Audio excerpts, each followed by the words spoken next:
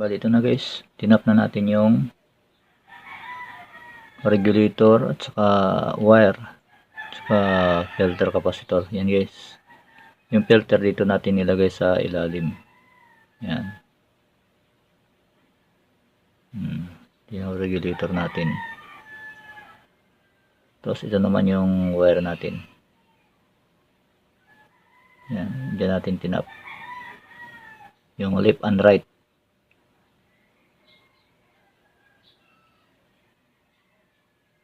Bali, di ko na pinakita guys pag ano dito, pag lagay pag hinang, kasi medyo mahirap kumuha ng ano, video. So, tayong cameraman. Yan. Ngayon dito natin siya itap. Hindi pa tayo dito. Yan. Yan.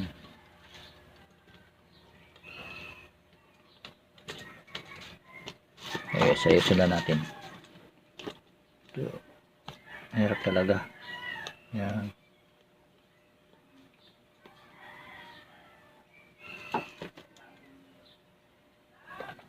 Dapat natin ilaw natin. Medyo madilim. Siya na ka guys madilim.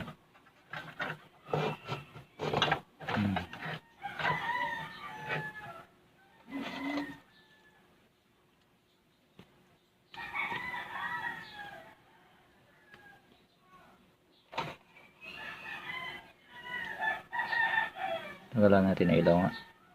Ayan. Para hindi masilaw. Dito natin guys tatap dito. Dito. Yan. Tatap natin. Ito na yan.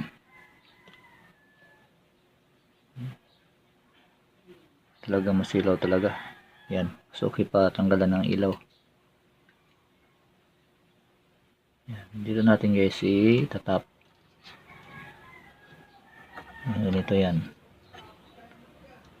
Siya lang makita. Lipat natin camera natin dito.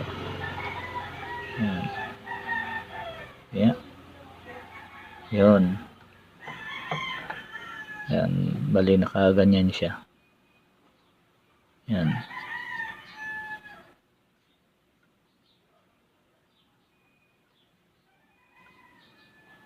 Yan, nagkakaganyan. Kaya ayusin ko muna guys ikabit ko muna. Yan na guys. Ito na. Ganyan na yung forma niyan. Yan.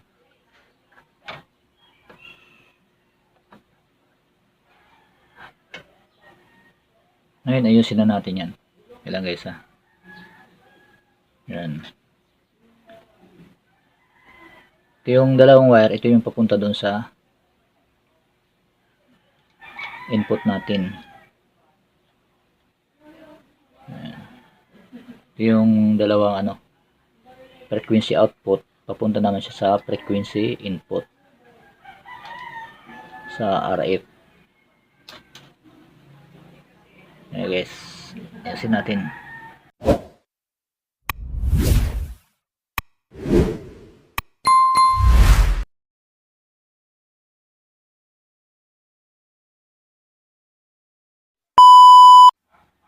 Ito pala guys yung hiwalay na video ng Sakura na AB5024 guys, na kakabitan natin ng Bluetooth receiver. Yan. Hindi muna natin siya pero lahat na dito naayos na natin. Nakabitan lang natin siya ng Bluetooth receiver. Ito guys yung kita nyo guys yung mga potentiometer yan na palitan na natin lang. Pati dito yung ito guys yung nasunog na 2 watts na ito na resistor na 47 ohms. Yan, ito guys yung pinalit natin 39 ohms. Ito guys, kahit 39 ohms lang ipapalit natin, walang problema dahil supply lang siya ng dito guys. Ito. Yung relay na yan, yung dalawang relay na blue. Yan. Para sa audio output. Bali ito guys yung nagko-control sa kanya. Ito. Yung audio outputs function selector. Ito. Yan. Ito guys yung gagamitin natin na Bluetooth receiver. Ito. Ito yung Bluetooth receiver na gagamitin natin. Ito meron tayong wire na kulang-kulang 1 meter. Tapos ito yung 100 UF 16 volts na electrolytic capacitor pang filter natin. Ito naman yung 7805 na regulator. Bali kakabit ko lang dito guys. Yan. I-ano ko lang dito. Kasi dito natin yan i-tapat dito. Dito tayo kukuha dito. Ito guys. Yan. Ito dito sa resistor na yan. Yan. Diyan tayo kukuha ng supply sa 15 volts. Yan. Kukuha tayo ng supply sa 15 volts. Okay guys, ayusin muna natin. Bali ito na guys, tinap na natin yung regulator at saka wire at saka filter capacitor. Yan guys, yung filter dito natin nilagay sa ilalim. Yan. Yung regulator natin. Tapos ito naman yung wire natin. Yan, dyan natin tinap yung left and right.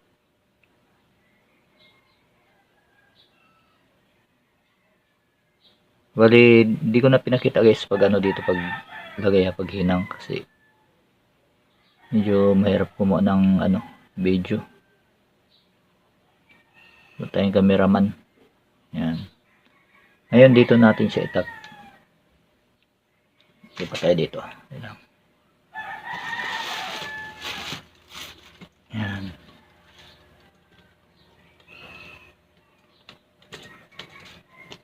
Okay, sayusin na natin. Ito. Mahirap talaga. Yan.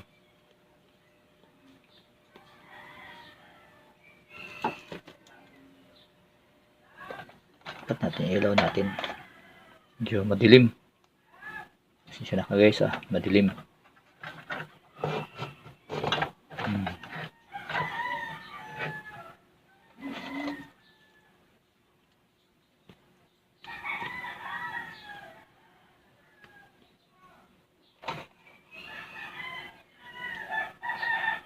Tanggalan natin na ilaw nga. Ayan. Para hindi masilaw. Dito natin guys tatap dito. Dito. Yan. Tatap natin. Ito na yan.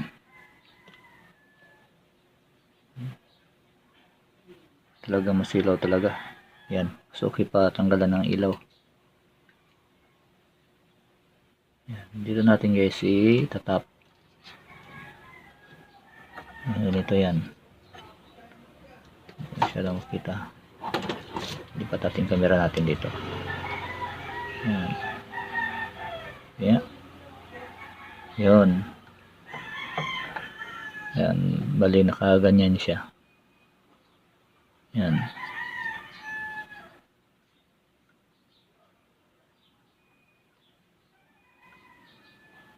Yan, nagkakaganyan.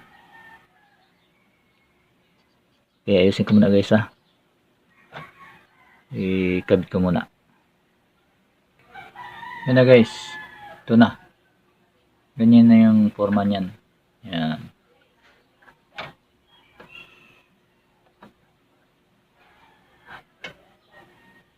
Ngayon ayusin na natin yan. Yan lang guys ha. Yan. Ito yung dalawang wire. Ito yung papunta doon sa input natin. Yan. Ito yung dalawang ano, frequency output. Papunta naman siya sa frequency input sa RF. Ayan guys, ayasin natin. So nga pala guys, bali babaguhin natin yung pagkatap ng receiver natin. Ayan. Bali tinanggal ko siya dito, pero dito pa rin tayo kukuha ng supply. Bali dito natin siya kakabit guys, oh. Dito siya natin ipapatong natin siya dito sa blower fan. Kasi kanina nung dito nakakabit, tumatama siya dito sa pan. Kaya hindi siya mapasok, kaya babaguhin natin. Ayan. Balik lang natin to. Okay. Ulit ito guys, dito natin siya kinabit. Ayan. Ayan. Bali dinikit na natin siya dyan. Yun.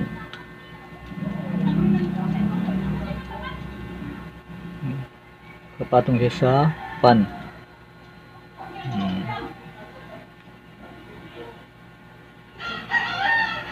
Yan, dito pa rin siya kumukuha ng ng supply dito. Yan ba yun?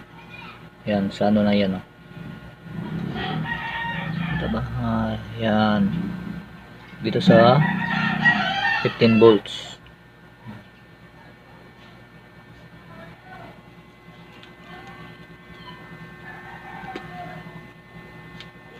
Tapos meron tayong natira na dalawang wire. So guys, yung sa frequency, sa RF output. Yan. Ito. Ngayon ilalagay naman natin siya doon sa frequency input na naman. Yan guys, pakita ko sa inyo kung saan tatap para may idea kayo. Okay, dito tayo guys sa likod. Dito natin siya ikabit sa ito guys, sa tuner. Dito tayo magtap sa tuner. Okay, tuner tayo magtap. Dito natin tap yung dalawang wire na to. Ito guys yung natira na ito. Ito guys yung dalawang wire. Dito natin siya itap. Ito sa tuner. Yan. Okay, bali itatap lang natin. Okay. Yan guys, dito natin tinap. Yan. Yung sa tuner na yun.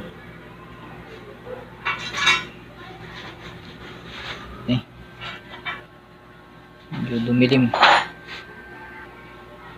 Ay, paplugin lang natin. Tapos punta tayo dito. Yan. Ngayon, power on natin. Yan guys, oh. Yan.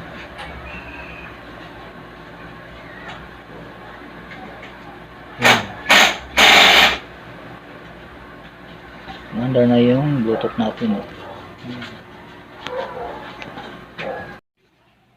Na guys, yung ano natin, yung left and right channel. Yan.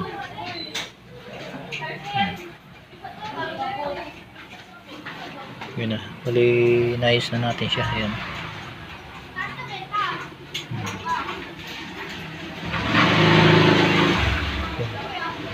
Ito na, dito na natin siya lagay. Yan.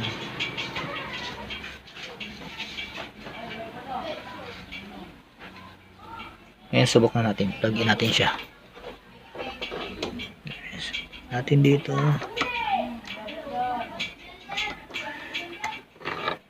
Yes, yes sila natin. Tapos power on natin. Yes. Yan. Yan na yung Bluetooth decoder na kinabit natin. Bluetooth receiver. Ngayon, susubukan na natin kung gagana siya kasi wala tayong pang ano nagamit natin pang video Yan. Guys, yung mukha. Bali, tatakipan lang natin yan.